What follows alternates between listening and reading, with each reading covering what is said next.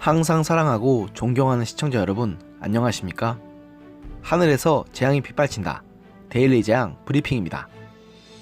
여권 비례당 중 하나인 열린민주당의 비례대표 후보이자 전 청와대 민정수석실 산하 공직기강 비서관이었던 최강욱 후보. 안 그래도 조국 전 법무부 장관의 아들에게 허위 인턴 증명서를 발급해준 혐의로 재판에 회부되면서 열린민주당의 도덕적 정통성에 큰 타격을 입힌 장본인 중 한 명인데요. 그런 최강욱 후보가 30일 공수처가 설치되면 윤석열 검찰총장 부부가 수사대상 1호가 될 수 있다고 주장하면서 큰 논란을 불러일으켰습니다. 최강욱 후보는 이날 라디오 인터뷰에서 지금 윤석열 총장 본인이 검찰총장으로 재임하면서 나에 대한 날치기 기술을 포함해 법을 어기고 있는 게 한두 가지가 아니다. 그런 문제들이 공처에서 다뤄질 수 있을 것이라면서 이같이 주장했습니다. 그러면서 최 후보는 자신이 조국 전 법무부 장관 아들의 인턴 활동 확인서를 허위로 발급해 대학원 입시 업무를 방해했다는 혐의로 기소된 것에 대해서도 뻔뻔한 변명으로 일관했습니다.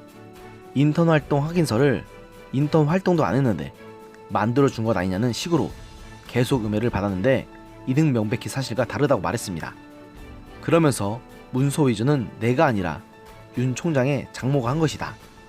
윤 총장 장모는 은행 명의의 문서를 자기가 은행장도 아닌데 잔고 증명서를 만들었다. 그것이 위조라고 자신의 잘못에 대한 반성은 없이 오로지 윤 총장 일가 흠집내기에만 몰두하는 모습을 보였습니다.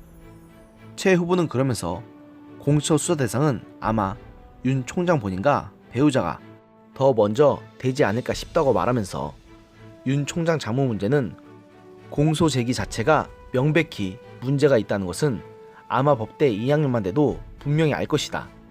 윤 총장 장모에 대한 공소가 사무소 위조 혐의만 적용되고 사기 혐의는 빠진 것은 명백히 문제가 있다. 사무소 위조는 사기를 위해 이루어지는 것이지 별도의 범죄가 아니다고 주장했습니다. 제가 법대를 나오진 않았지만 당신의 행동이 더 문제가 심하다는 것은 잘 알겠네요. 최강욱 씨. 또 최 후보는 윤 총장 장모뿐만 아니라 윤 총장 본인 역시 위법 사항이 한두 가지가 아니고 그런 문제들이 공처에서 다뤄질 수 있다.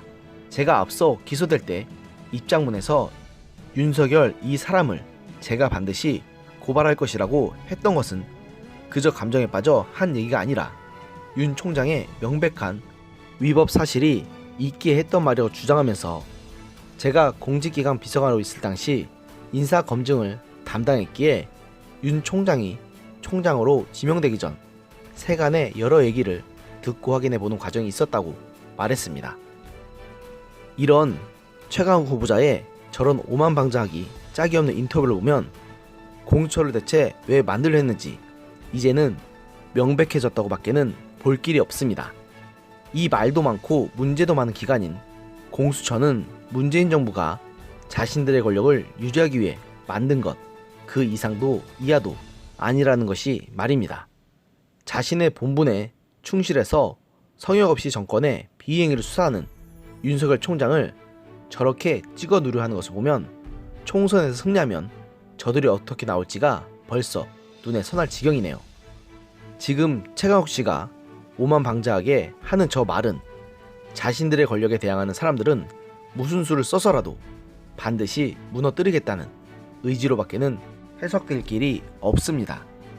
이렇게 본다면 그들이 말하던 소위 검찰개혁 역시 순수한 의도에서 검찰의 잘못된 부분을 고치기 위한 개혁이 아니라 자신들이 죄를 지어도 검찰이 나서서 수사를 하지 못하도록 힘을 빼놓겠다는 것으로 밖에는 읽히지 않습니다. 이렇게 오만방자하고 자기 편 감싸기밖에 할 줄 모르는 사람이 무슨 대한민국 국민들을 대표하는 입법기관에 자격이 있다고 할 수 있겠습니까? 이런 사람이 국회의원을 한다는 것, 아니 국회의원 후보자로 나온다는 것 자체가 대한민국의 수치입니다. 그런데 더 통탄스러운 것은 여러 여론조사 결과를 종합하면 현재 열린민주당 대략 10% 내외의 지지율을 보이며 대략 5석에서 6석 정도를 확보할 것으로 예측되고 있습니다. 그렇게 본다면 비례대표 순번 2번을 받은 최강욱 후보는 국회에 입성할 것이 거의 확실시됩니다. 정말 대한민국 국민 수준이 이런 뻔뻔하고 아나무인인 인간에게 배지를 달아주는 수준밖에는 안 된다는 겁니까? 정말 잘 생각을 해봐야 합니다. 만일 이번에 또 투표를 잘못해서 저런 사람들이 대거 국회에 입성한다면 앞으로 펼쳐질 미래가 얼마나 끔찍하겠습니까? 저는 제 아들에게 저런 나라를 물려주는 것은 꿈에도 생각하기 싫습니다. 여러분들 모두 투표 잘 하십시오. 오늘의 영상은 여기까지였습니다. 들어주셔서 감사합니다.